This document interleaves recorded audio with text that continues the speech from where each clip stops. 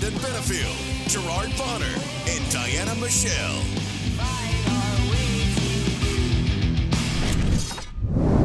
What is up, everybody? It's that time of the week. It's Friday. You know what that means. It's time for the SHW podcast. This is our wrestling. I'm B-Double Brandon Benefield alongside the great Gerard Bonner and the beautiful Diana Michelle. And before we get too far in it, well, hang on, guys. I got to switch something up real quick. Uh-oh. Oh. How about them dogs? How about them dogs? Back-to-back national champions. We're coming off a big win. And then, of course, we're coming off a big weekend last week with SHW47. Another big win where Team SHW got the victory. Yes. Got control back. Yes. Of course, we're going to go through the whole show here. But I'm excited. This has been a big week, a big weekend. How are you guys doing? That's what I want to know. I am tired, but I mean, I'm excited. I'm excited. It feels like this weekend past has been a couple of weeks ago. Am I right? I mean, does it feel like it's been a while? I don't know why. Is that weird? Because I guess because we had so much going on with Georgia and just everything. But SHW's got control. I'm excited. And last I heard, I think Brooklyn was maybe. For a while, at least. We don't know. We did end up with more, again, like every show, we end up with a lot of questions at the end of the show that maybe we'll find out throughout the month, or we'll find out at the next show, which February 10th, by the way, SHW48. That's right. But GB, how you feeling, buddy? I'm good. It has been a blockbuster of a week. Extremely busy for me. Hey, can I tell you real quick? I don't sure. let you get back to what you were just saying, but I do want to tell everybody that despite all the crazy rumors you saw on Twitter this week, SHW is not for sale, and we're not being sold as far as I know. Well, as far as I think, but because we just got the company. Because we just got the company back. I'm teasing. But because we just got the company back, I don't know that they want it for sale. But, hey, if Brooklyn ends up back on the board, then, who knows what could happen at that point. But, you know what? It's been a very busy week. And it's just always good to be back here in the land of SHW. So, yeah. Of course, I say all that in jest. If the wrestling world is kept up with what's going on this week, it's pretty insane in the wide world of wrestling. However, wide world. Yes. However, here in SHW, I don't think we're for sale here or abroad or anywhere. So I think we're okay for now. But let's get into it. SHW47. What a night it was. Of course, the big main event. You had Gary, Gunner, and a mystery partner teaming up against Dishonor. That was our main event. That was for all the marbles. We'll get to that. That was at the end of the show. But let's start back at the top of the night. We started out Exotic Youth, top team, two of the top teams in Georgia as far as 2022 goes, and two teams that have feuded all over Georgia. And I think, if I'm not mistaken, is that one of the awards they're up for feud of the year? They are up for feud of the year. Absolutely. So, man, what a way to kick things off for SHW48. The first time these two teams had faced each other at Southern Honor. And of course, we've seen them at some of the other promotions throughout the year, and they always put on an amazing show. So we knew we were in for it, and they lived up to the hype and really kicked us off, I think, in a big way. Definitely. I think that was a great introduction to that feud, to the Southern Honor fan base. And I mean, they might have gained a lot more fans from that match alone. I mean, top team brought their A game. And, Exotic Youth, I have said in the past, yes, they get on my last nerve. Yes, we know this. It's old news. It's constant news, but it's old news.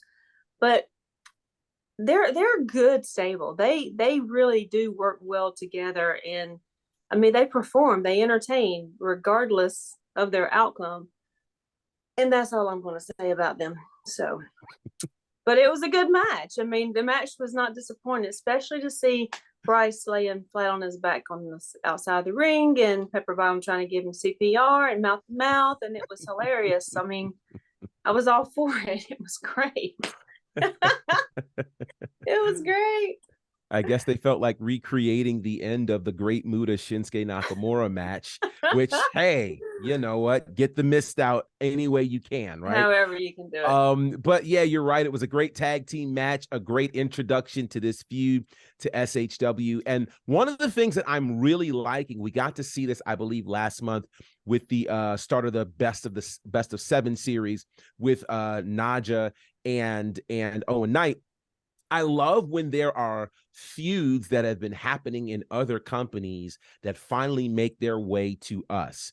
Yeah. You know, certainly no knock on other companies, but I think people know, wrestlers included, that when their feud hits our stage and our platform, it's really on a special level. It's going to be seen by more people. And it has the opportunity to really have them bring their A game. Yeah. And I definitely think that Top Team and Exotic Youth did just that. And it was an amazing tag team match. Definitely one that you need to go back and watch.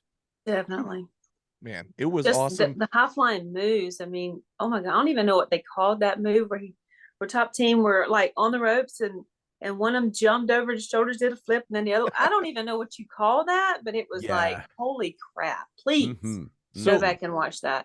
Yeah, real quick, and I don't believe it's up on IWTV just yet, but some of the clips, and a lot of you guys, if you don't already, you need to follow Impact Reels on it's IMPAK Reels and Impact Visuals on Instagram, because he goes back and Can he you pop posts. up a link right there? Yeah, I'll show you. I'll post up his little his handle on Instagram, because you need to follow him. And a lot of times he'll do a collab with Southern Honor, and so it shares on the Southern Honor Instagram as well. But point is, he posts little video clips from the show, and those usually get posted a lot quicker than the full show gets posted on IWTV. So you can see some of this. What's that? Little teasers. Exactly. Yeah, little teasers and just a little taste. So then you're really going to want to watch it on IWTV. But a lot of the clips are on there, and I was just watching some of them earlier this week. And there's a couple times during that match where you just hear me say something about what innovative offense, because I don't know what they're calling these moves. I don't know what to say. But they are very innovative, and they're very amazing and impressive. I guess I need to talk to those guys and be like, what do you call this? What do you call this? What do you call because it? Yeah. they're all over the place. And they may not have a name at all. It might just be a flow that it just happens, you know. And GB and I come up with on the cuff, and that's what they run with. Right. Because they don't always have names for their moves. No, we've learned. They just do it. We have done enough shows, whether it's been at Nightmare Factory or other places, where we're trying to learn these guys for the first time. We learn their names, stuff like that. And we're like, well, what do you call this? And they're like, oh, I don't know. I never thought about that. I was like, what? Come on, man. We need something here. Shocking. So anyways, but we'll talk to those guys and get it sorted. But man, it was great to have them finally in SHW in a tag team match against Exotic Youth. And what a fun way to open the show that was. But moving on down the card, we had a feud that had kind of been brewing over the last several months, actually all the way back to our anniversary show last October. Adam Jacobs and Taylor. I can't help it. But Shoot Taylor, Adam Jacobs, finally getting to go one-on-one here after the last few months. Shoot, of course, faced Adam Jacobs' tag team partner Jordan Kingsley at one point. This all goes back to the tag team match they had at the anniversary show for the Diamond Cup Invitational. Well, this one was interesting because, you know, you have Shoot out there who the last few months has kind of been the bad guy, so to speak. Right. And Adam Jacobs, the white meat babyface, coming back to wrestling after a few years off, and is just won over the crowd, big crowd favorite. But then during the match, you start hearing a little more Shoot chants in the crowd. Then you get Jacobs rather, going after the referee, Paul Santa, and knocking him down, kicking him around a little bit. Which, let's talk about that. It's not something that the white meat babyface normally does. So I was a bit perplexed and a bit thrown in this matchup. Now the way it came out, you know, Shoot Taylor, of course, ended up getting the win due to submission. As a matter of fact, choked him out, really, is what he did. And came away with the win. But it was just an odd series of events in that match, I thought. I'm not sure exactly what happened with Adam on that one. I mean, I understand he was getting frustrated for sure. I mean, Shoot came out out of the blue into SHW and went for Adam, attacked him out of the blue. And now that they've been able to face each other, one-on-one, I don't know, was it just that he was getting frustrated? Why did he shove Paul? Why go after a referee like that, and not just shove him, but actually advance towards him to, shake him up a little bit more? Why do that? I mean, what's going on there? It can't be just frustration. I mean, that just didn't fit for me. Well, I thought he was very emotional from the get-go. I mean, Right. he came out, with Fist of Fury before the match even started, and Right. he carried that level of aggression throughout the entire match. And so, I think, there's a part of me that feels like this. Adam Jacobs, who has been on our podcast before, is kind of deceptive in terms of his presentation. I mean, you look at him and you would not know that he's been in this business over 20 years. Like, Right. you'd have no idea of that. And so one of the things that I believe could be happening Not with from his ability, because he definitely has talent, shows that he's been here for a while. absolutely. He's got the incredible talent. When you look at him, when you look at what he does, you would never guess that he's been doing this for over 20 years. Right. So one of the things that we've learned, certainly from Kyle Matthews and others, is when you have that much wind behind your sails, when it comes to pro wrestling, there's more time behind you than in front of you. And because of that, there is what President Barack Obama called the fierce urgency of now, meaning I got to get this done right now. I don't have tomorrow. And I think for him realizing, hey, I don't get a whole lot of title shots. This guy cost me the tag team championship, and I don't know when I'm going to get that back. So I'm getting out this anger. I'm getting out this frustration, and anybody that gets in my way is going to catch it. And I think that, unfortunately, is what happened to Paul Santa. I'm not saying that Paul deserved that. No. I'm just saying that I think that during the whole match, Adam saw red. He saw red. If anybody got in his way, if I got in his way, I would have got it. I mean, if that gear guy got in the way, he'd have no more gears. I mean, like, it just would be that kind of thing, because Adam had a one-track mind last Friday night. And it's unfortunate that people got in the way. Now, the real question will be if he continues to have that kind of frustration in the coming months. Then we'll know that this whole thing kind of lit a fire under him, similar to what we saw perhaps with Chip Day over time. Yeah, it's just like everything else in SHW. We'll find out as time goes on, and just more questions that we're left with after this show heading into February. So we'll see what happens. But like you said, GB, I know, and we had him on the show. Like you said, Adam Jacobs is hungry. He wants a title, and I feel like he'll do whatever it takes. And especially after what we saw last Friday, I know he's capable of doing whatever it takes. And it just surprised everybody, because to this point, or to that point, we hadn't seen that side of him, and and now we have. So we know what he's capable of. Like you said, I believe he was seeing red, because even after he looked and realized that he just shoved the referee, it wasn't like, oh, my bad, man, my bad. It was like, yeah, I'll give you some more of this if you get in my way again, kind of thing. So interesting. Yeah. Am I going to get another bad boy? I was going to say, you like them bad. So here we go. It's like, oh boy, here we go. I like them bad to a point. To a point. Yeah. Yeah. I see. You like them not annoying. Bad. I don't like annoying. I like, Got it. Gotcha. AKA not cruel bad, youth. But I got not exotic youth bad. Oh.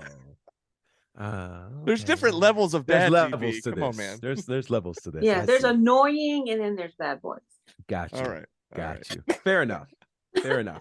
Like Fonz, like the cool leather jacket, motorcycle. Exactly. Hey. Danny Zuko. Yeah. Yeah. Well, moving on. Let's move on to the next matchup here.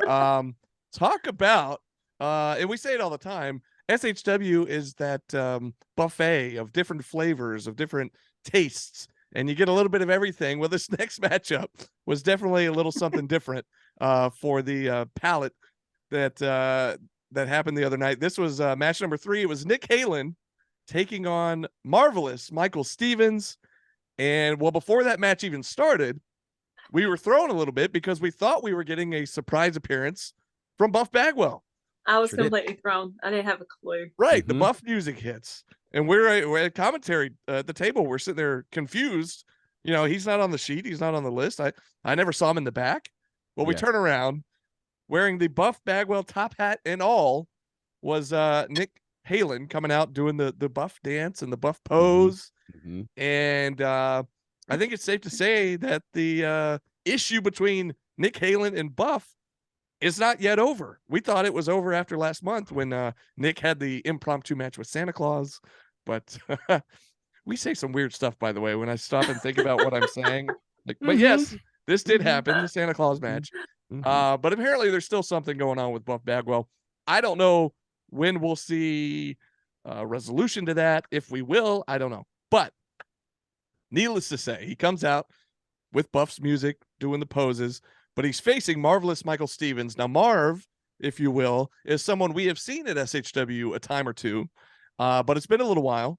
And Well, he was in a tag match with his partner, the beautiful bald, yeah, bestie. That's what I remember. Triple Yeah. B. Yeah. beautiful bald besties. And so Mhm. I guess this was the first singles match, right? That he's had. Yes. I think it's So- Southern. Yes.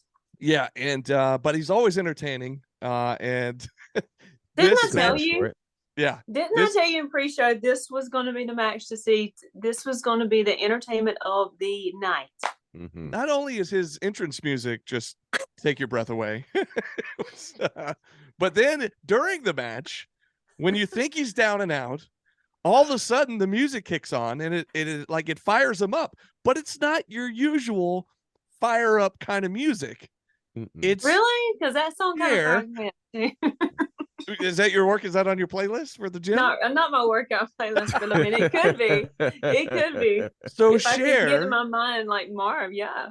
Oh, do you boy. believe in life after love? Fires up over the PA and the crowd goes wild and Marv fires up and makes his comeback. And it You was know, I quite don't a know if sight. it was the music that fired the fans up or if it was Marv's hip action. Well, so Because it was interesting because he was still wrestling, but almost like to the rhythm of the music. And at some points, it was like Nick Halen inadvertently was dancing along, like not even meaning to. It's a fun one, and you got to check it out when it comes out on IWTV, because it's easier to see it than us try to explain it. I'm not going Um, to try to explain. I'm just going to say I love Marv. Marv, I love you. Mhm. It I was mean, great. just smiles from the start to finish. It was just everything I said it would be, everything I wanted it to be. It was just great. I loved it. Just loved it. It was Jimmy, probably the most challenging match for commentary for me because there were just moments you could not explain. Yep. And I'm trying to process what I'm seeing and explain it to people. You just have to see it to believe it. It's like, you know how there are things that happen in your head, but they never really get out of your head?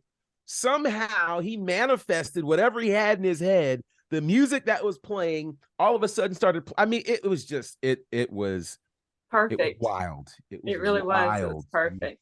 You simply have to see it, like legit.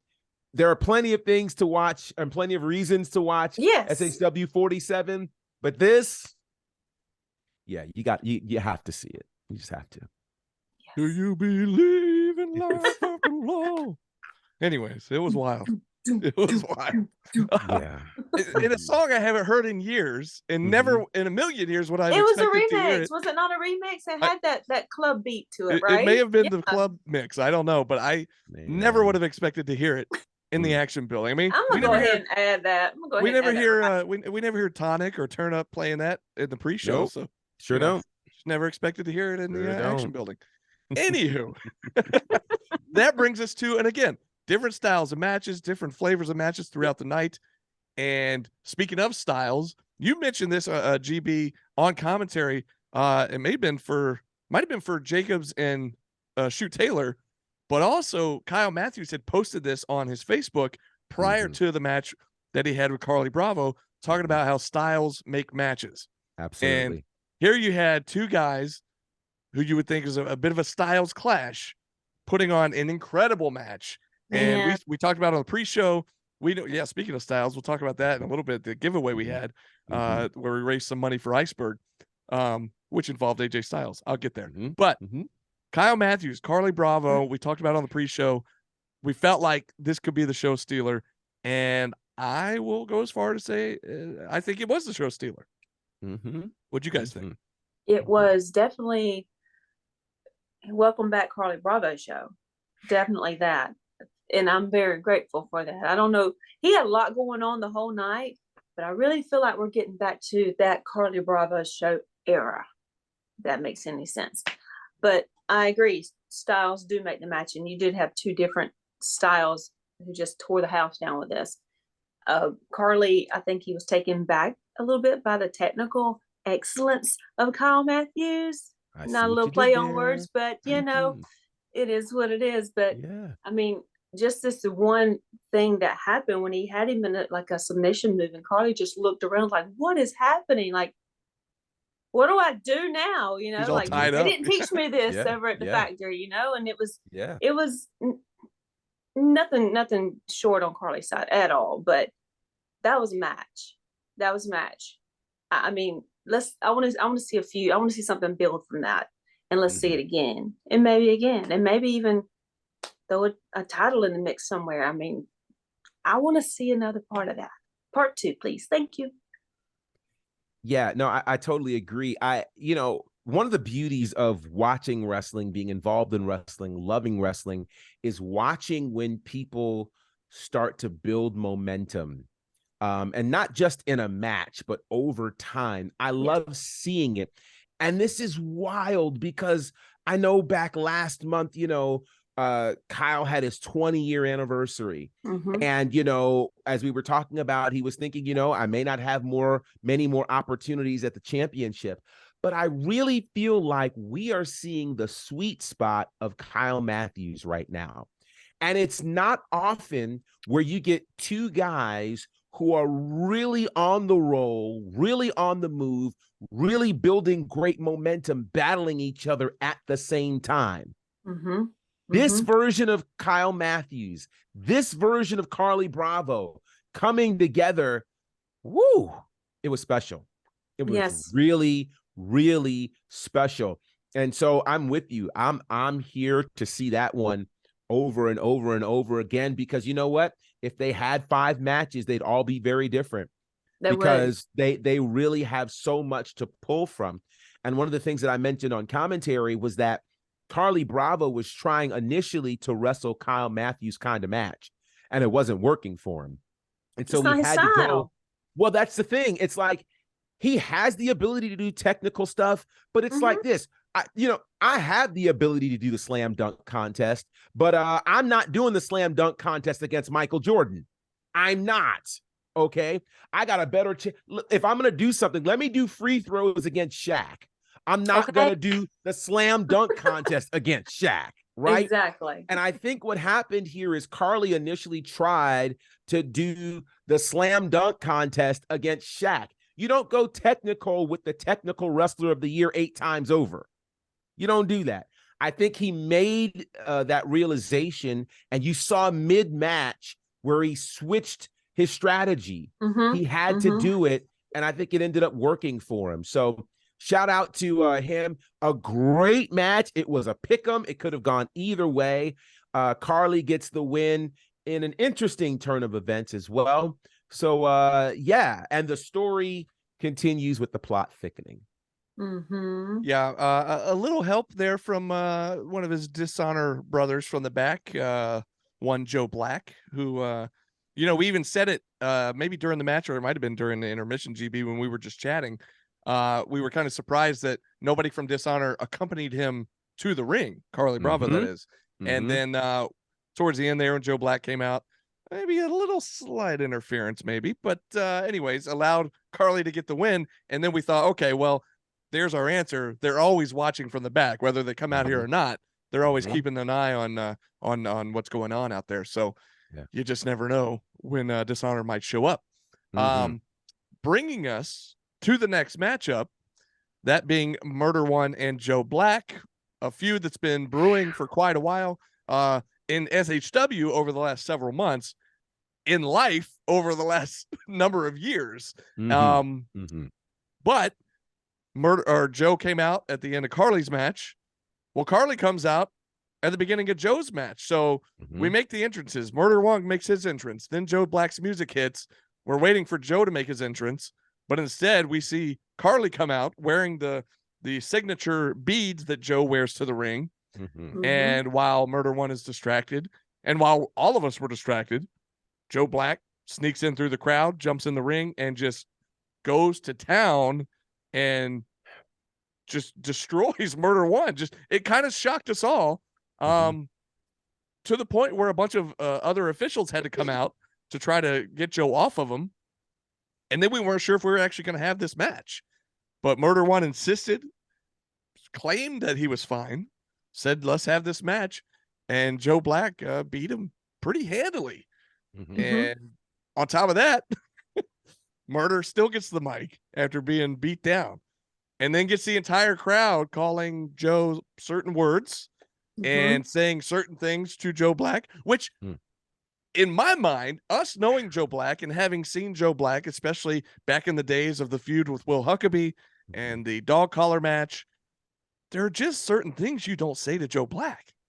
However, I don't know Joe like Murder One knows Joe, and Murder clearly knows what he can say to push certain buttons and certain things he can say and maybe get away with. I don't know, but I know for me, for GB, for Diana, these are things I would never say. And the fact that the crowd was chanting along and saying certain things, I'm like, you people are crazy.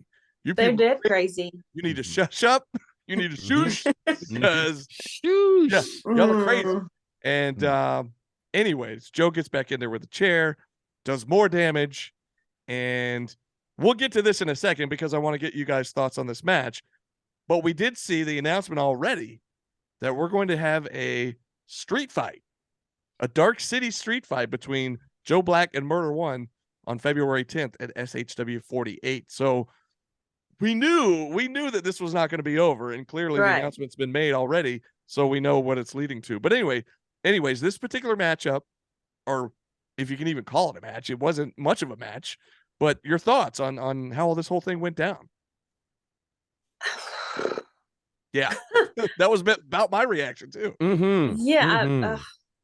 Okay, so I'm in the ring, right? Announced Murder One. He's out. He's hyped. He's ready. He's got his mask. He's on what I guess bulldog mode. He's ready for Joe. Joe's music hits. I'm looking around. Joe's not coming out. I'm still looking around. Joe's not coming out. I missed Carly coming out because I'm looking through the crowd. I didn't know what to expect. Luckily, I saw that hooded figure coming across those guardrails, so I snuck out the ring. I didn't even do an announcement. I saw him coming. I don't know if that gave it away to Murder or what, but I got out of there. It was just gonna be ugly, and it was a complete beatdown. But through all that Joe put out onto Murder took it and laughed it off, and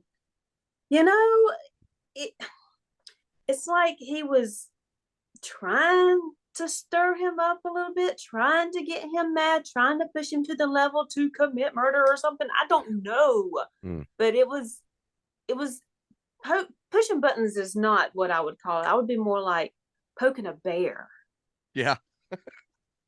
Because dang. And then, the whole beat down again, he started calling him the names and had the crowd calling the names. And it was just like,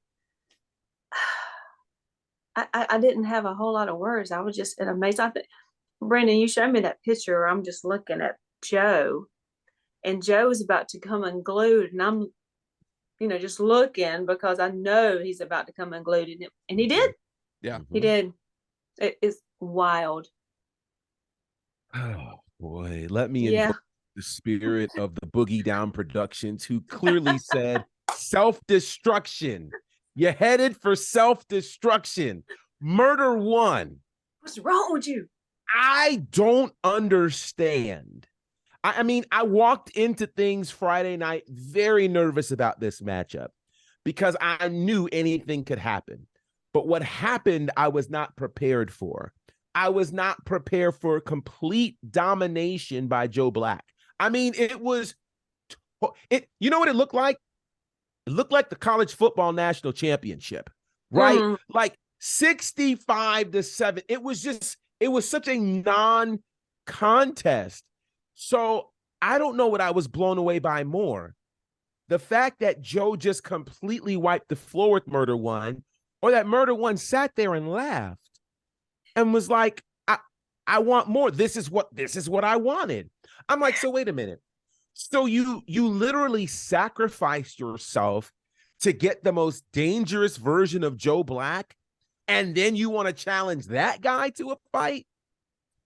It's no. like I'm walking through the valley of the shadow of death, and I fear no evil. But you're calling that evil out in Joe Black, and it ain't smart. Now, here's the thing. Don't get me wrong, because I cannot wait to see this match February 10th at SHW 48, a Dark City street fight. It's going to be nuts. It just hit me. Mm. It just hit me. Uh-uh. I had just said this because as you were talking, it hit me. Now I wonder, this whole complete domination by Joe Black, was that actually intentional on the hands of Murder One? Because Murder One did not get a shot in. Mm-mm. Did Murder One He didn't try to get a shot in. He didn't. That's my point. He did not try. He literally sacrificed himself, knowing I can do this. I can goad him into the kind of match I really want. And then I can really, because here's what I'm concerned about now. I'm sitting here going, are you crazy to challenge Joe Black after Joe Black dominated you? But did Joe Black really dominate him? It's not dominating if I don't put any defense up. If I just let you run all over me, you didn't dominate me. But if you think you did, I've lulled you into a false sense of security so that you come into this street fight going, I don't even have to try because I just wiped the floor with you. And then he suckered Joe in. And then we see what, because I'm not convinced that we saw like the Murder One. Mm-mm. We didn't. No. So that it literally did not hit me until just now. He literally it was almost a finger poke of doom. With him ultimately saying, I'm intentionally trying to get this out of you. And how many spears did he take? He took like 3. Yeah. Well, and by the end, that's what he said is like, that's the Joe Black I wanted right there. Mm-hmm. That's the Joe Black that took on Will Huckabee in that dog collar match. And that's the Joe Black I want. And I don't know what happened backstage with who Murder talked to that's in charge that is allowing this matchup to happen, but it's happening. It's probably his good buddy Gary Lamb. I guess so. It's been announced, and so it's happening. Joe has apparently agreed. Well, I don't know if they've agreed to it or not. Or you know what I mean? It's just they're told. I don't see Joe not. I mean, I don't see Joe fearing nothing. Right. No man. Right. No man, or no crowd of man, or no nothing. No Dark City, no nothing. I don't see him fearing that. And it's been interesting because over the last few months, when they had that promo on the Petty Party, which we think should be promo of the year. Yeah. I mean, that was when, Murder was talking about the guys from the Dark City, about how they're trying to get Joe out of there and how they need to take Joe out and all this. And it's just so much to this story, so much happening in the background that we don't know about. And I just can't wait to see this match in February. So you're going to want to be there. And we're not even at the point where we're supposed to be pumping up this show, but I'll go ahead and just start pumping it up right now. February 10th, SHW 48. You're not going to want to miss it for this match already.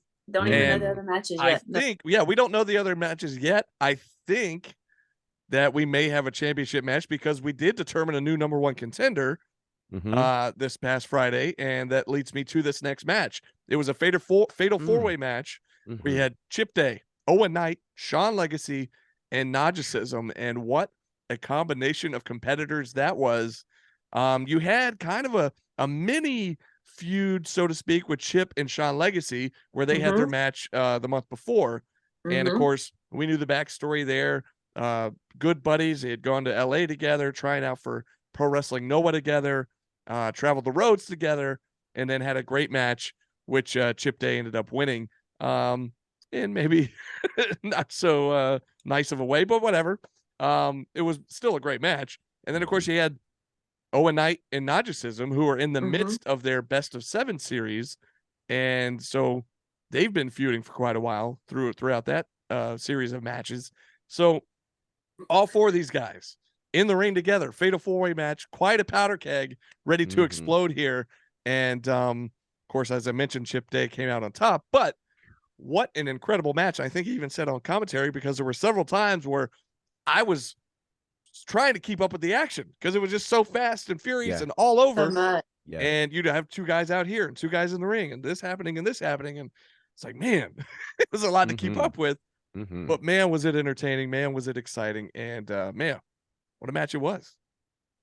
Now, normally I don't care too much for these fatal 4-ways because it's always just so much going on that you can't keep up with.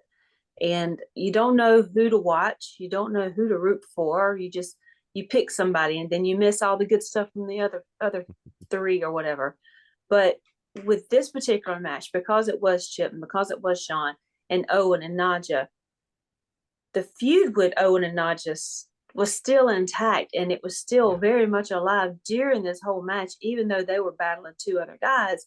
And with Chip and Shawn, you can still see a little hint of last month's match as well, but it didn't feel like a cluster. It just felt like a battle royal type thing, because you got all these different feuds, but there's not just something just taking over. It's a good mixture, I guess you can say. I don't know. I had a good eye on. It was like I did little videos, for my little thing, but Owen and Nadja was kind of like they were in there all by themselves for a while, and even though Chip and Shawn were doing a thing, I didn't see anybody get the upper hand of the 4, but to have Chip come out on top, I mean, he's redeemed himself. There's your bad boy. There's my bad boy. He's redeemed himself from losing that opportunity with Kyle. And I kind of feel like Kyle got screwed out of his opportunity again, but whatever, over with. It is what it is.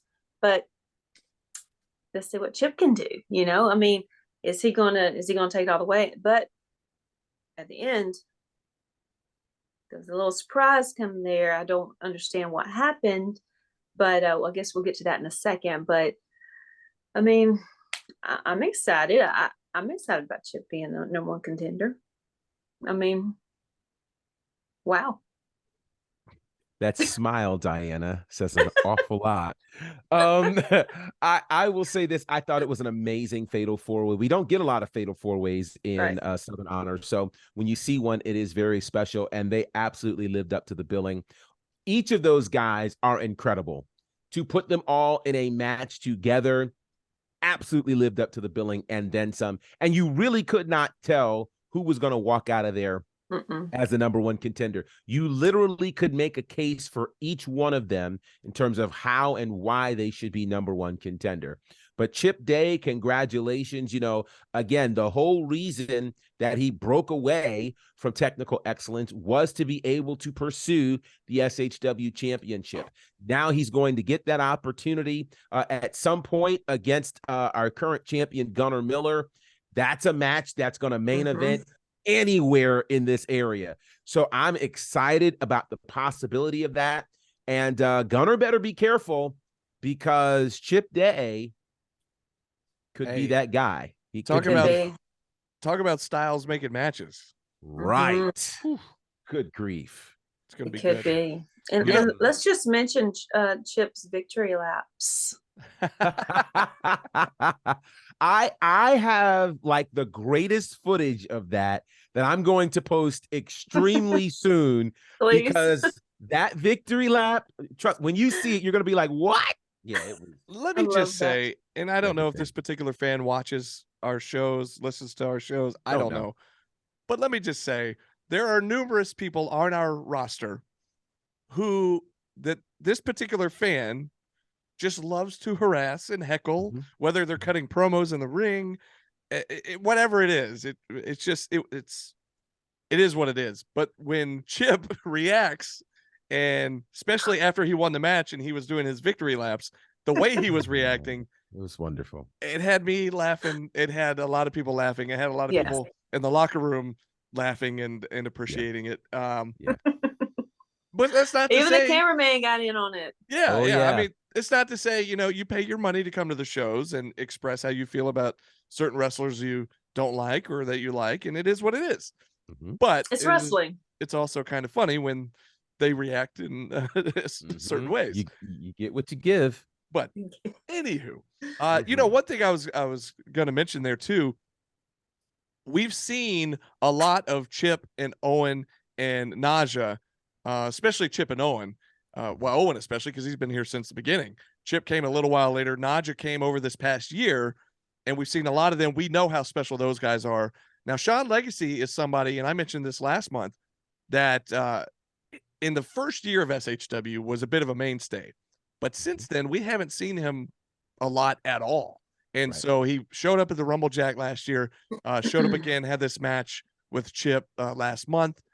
And it's like you almost forget just how special this guy really is Yeah. because he's built. He looks like an Austin Theory or a John Cena, but then he's Mhm. also doing cruiserweight type moves in the Yeah. ring. So he's got the power game, he's got the high flying game, and he's putting it all together in this fatal 4-way match. And man, was it impressive just to watch It him was. and how quick he was going from move to move to move on the three other competitors. I mean, it was Yeah. just incredible. So, Yeah. anyways, that's not to take away from the other three guys because we know they're amazing. I just say that because Sean hasn't been around much over the last couple of years, Right. and when he is back, it's like wow, you almost just forget like how good he really is. And so, Yeah. it's been a breath of fresh air to have him back over the last couple of months.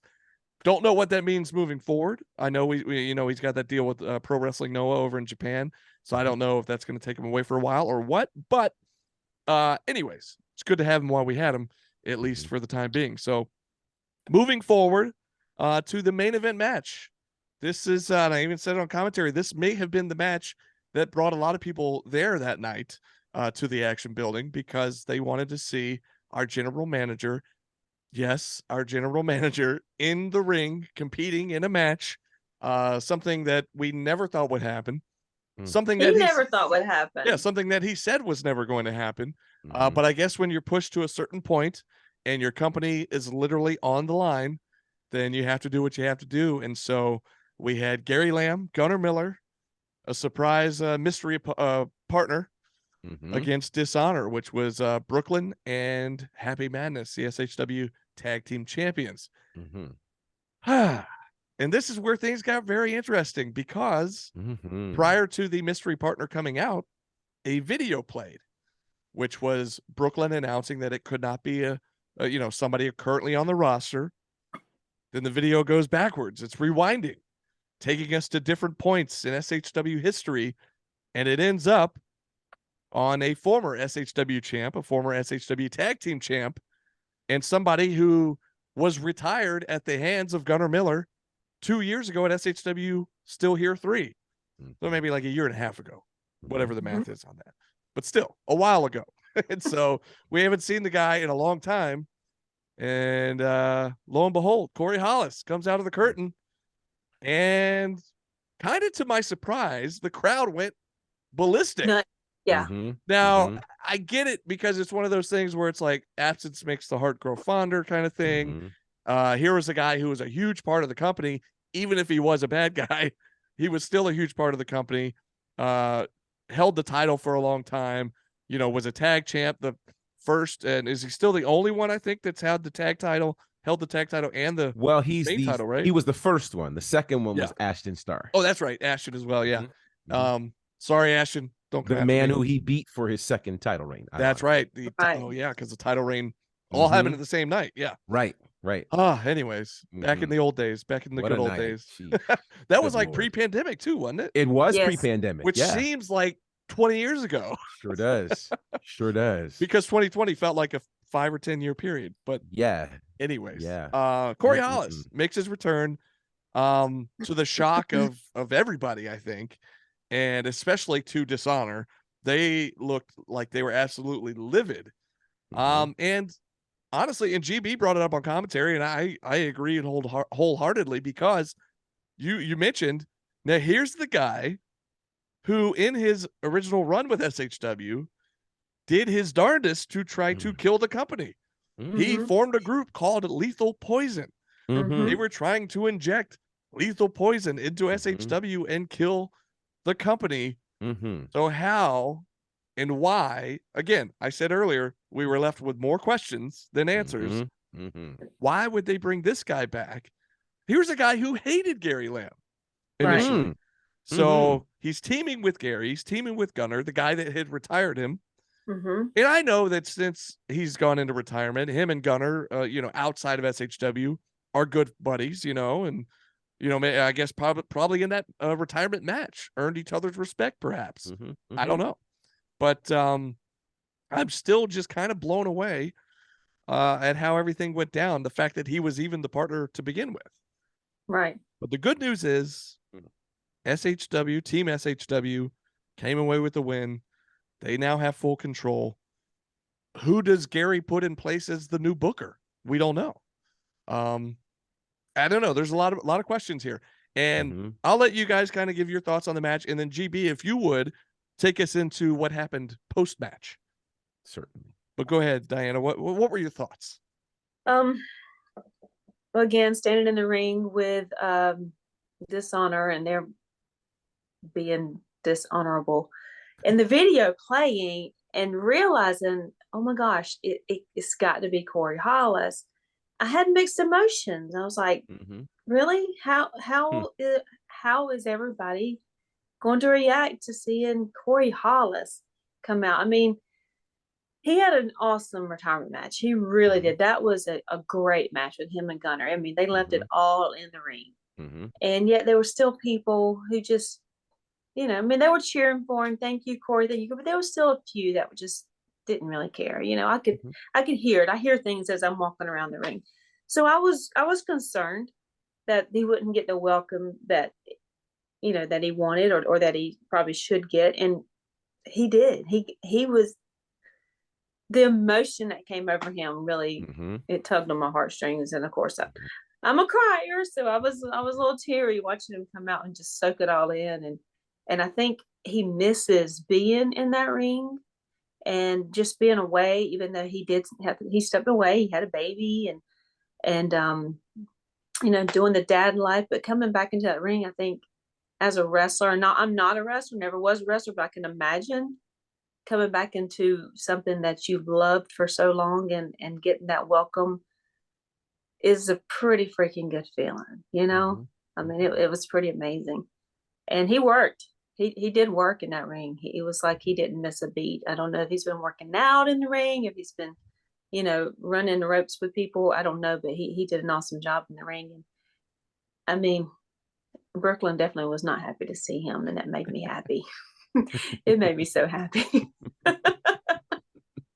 So it was great. It was great. Yeah, it was a wild night. Again, the shock and awe of Corey Hollis returning. And again, I shared a lot of my thoughts on that on commentary. I won't tell them all now. You'll just have to go back and watch them. But I will say, as a guy who watched Corey Hollis run roughshod through this company with the full expressed intent on destroying this company, it seemed as though historically he would have had more in common with Brooklyn and Dishonor than he would have Gunner and Gary, two guys who he warred with during his time in SHW. So I went through the whole match wondering, is there some point where we're going to get swerved here by Corey Hollis? At no point had Corey Hollis proven in his SHW tenure that he is a man of honor, right?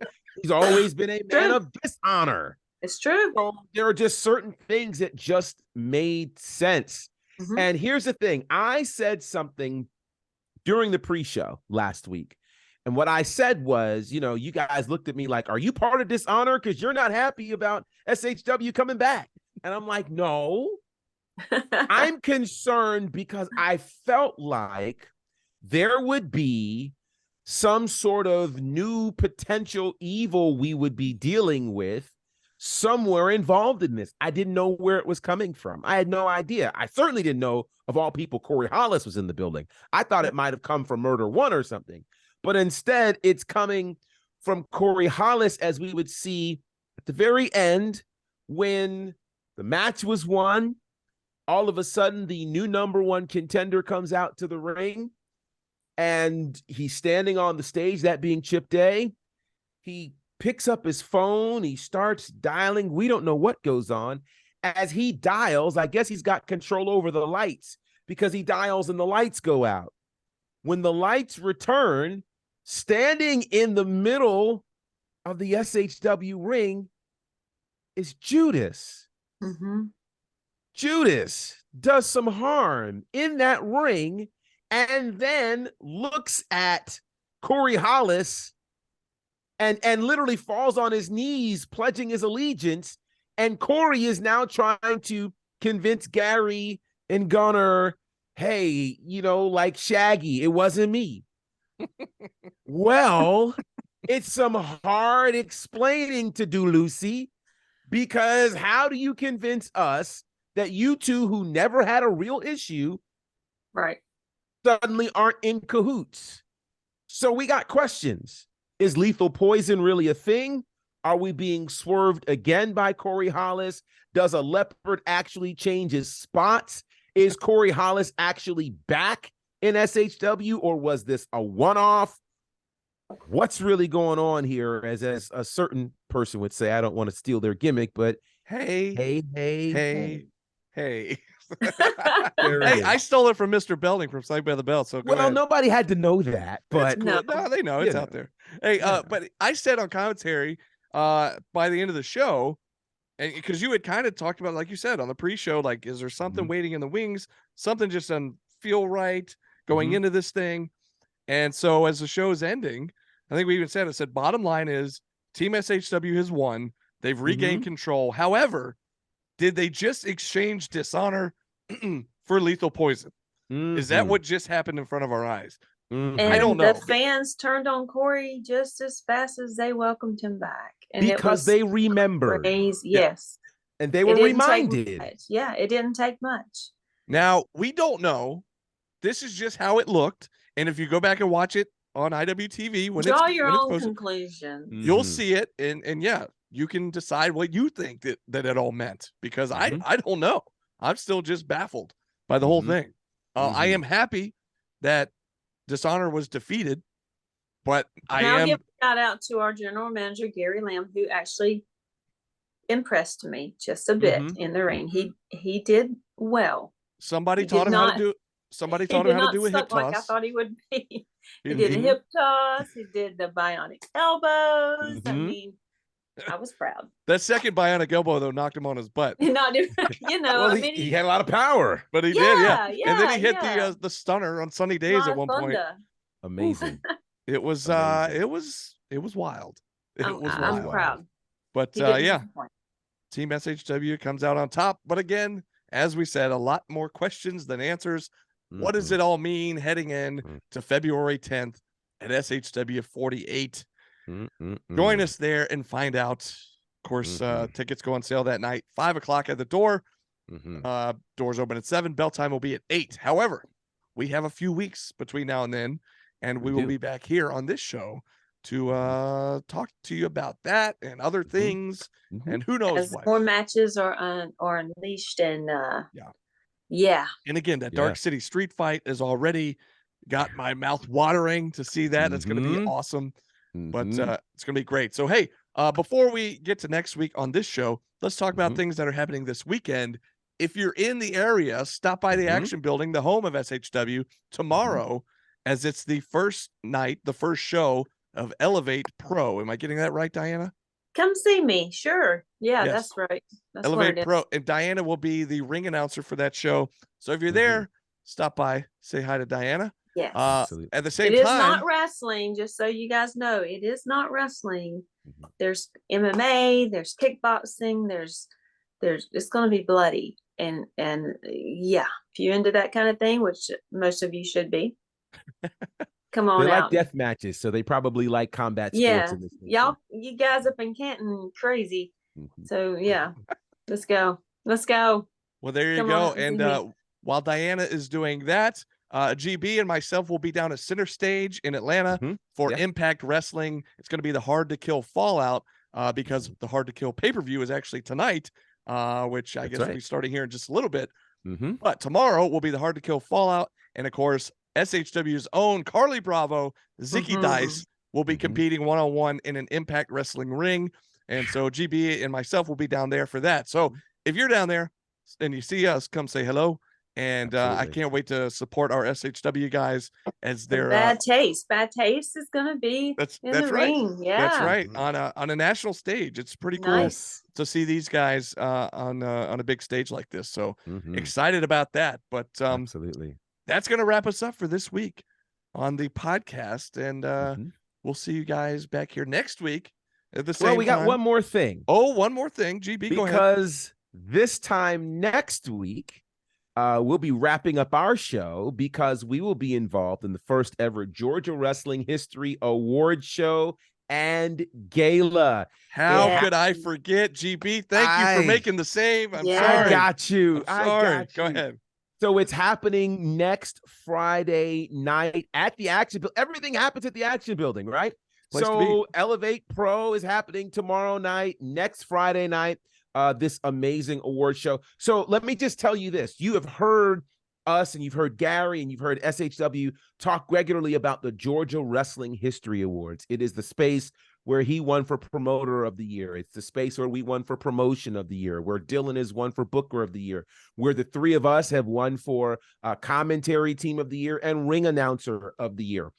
So historically, those awards have been voted on by the wrestling community and then usually awarded on a podcast, which is all good, all good.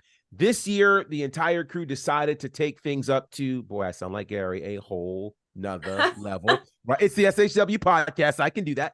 And so in doing that, they are presenting the first ever Georgia Wrestling History Awards show and gala. And so the and gala part is what's exciting. There's a whole red carpet that's going to be happening. Your favorite wrestlers are going to be there. There's going to be dinner, dancing, Drinks. award shows, a drink, like all of these things are going to be happening. And it is open to the public. So you as the SHW faithful are able to purchase a ticket and come and hang out with your favorite wrestlers and wrestling personalities, eat, drink, take pictures, all kinds of cool things. And you get to watch for the first time and see who wins Wrestler of the Year, who wins Feud of the Year, Promotion of the Year, Commentary Team of the Year, Ring Announcer. You get to see all of that live as it happens. So all you need to do, grab yourself a ticket, and go to the website, gwhawardshowandgala.eventb.com. Once again, GWH Award Show. I want to put that up there too. Yeah. .eventb.com. We'll make sure links are in varying places, but get your tickets for that because there is limited seating. And as fans, you know, it kind of reminds me of what would happen if back in the day you could go to the Slammy Awards or, you know, in other spaces, if you could go to the Grammys or the Golden Globes or those types of things to watch your favorite entertainers. Now you get to watch your favorite wrestlers in the state of Georgia. And I'll tell you, there are not many other states doing independent wrestling that are doing this. This is really, really special. A lot of other states are taking notice. And so there may always be a second, third, and fourth, but there'll never be another first. You get to be a part of the first. So get your tickets. Don't wait. Get them tonight. We would love to see you guys next Friday in the house. We'll also be doing some things on the stage as well. So you'll get to see us all dialed up doing what it is that we do. We may even go live. Who knows, right? We just might. We just for a few seconds. For a little bit, for a hot second. I mean, that's definitely what we do, join us there. Definitely join us there at the Georgia Wrestling History Awards show and gala next Friday night. Things start at 7. I think the red carpet starts at 7. The whole thing starts at 8. So get there early so you can get yourself a seat, get a table somewhere, and get ready. It's going to be a great, great night. It's gonna be fun because it's like these legit, like you see on TV, these award shows where, and I'll pull the curtain back just a shade. When it's announced on the podcast the last few years, they have to contact us ahead of time to say, hey, because they want us to call in on the podcast to interview us as they present the award. So maybe like the night before, we're kind of told, hey, your presence has been requested to call into the podcast, AKA you've won the award, so we need you to call in. So in this case, it's different because it's like one of these award shows you see on TV where none of us know until the name gets called on stage by the presenter. So that adds a whole new level of excitement that we're not used to with these GWH awards. So it's gonna be interesting. Makes me nervous. It's gonna be fun. Yeah. And like GB said, we'll be, as far as I know, we'll see what happens between now and then, but I believe we'll be doing a little bit of hosting, maybe presenting or something as well. And of course, thankfully to everybody out there, we've been nominated, the three of us as well, again. So we are up for commentary and ring announcer. And of course, SHW is up for other various awards as well. So very excited. Thank you for reminding me to bring that up because it totally slipped my mind. I forgot it was didn't realize how close it was. Yeah, right. It That's is next week. Normally, I feel like it's already been like when we do it on the podcast over the last few years, it's already happened. And so it's just thrown me that it's, on is the date the 20th? Is that right? It is the 20th. Next Friday. So next Friday. So anyways, gonna be fun, gonna be a good time. And come join us. Again, like GB said, it's the first one. So you only have the first one once. And that's right. It'll be fun to say you were there. So yes. But hey, until we talk to you back here on this podcast, and then hopefully see you in person at the awards show next Friday. This has been, well, real quick, go Dogs. And this has been okay. So I messed it up. And this has been wait, hang on, we'll get it. What? Okay. And this has been SHW. This is our wrestling. Got it.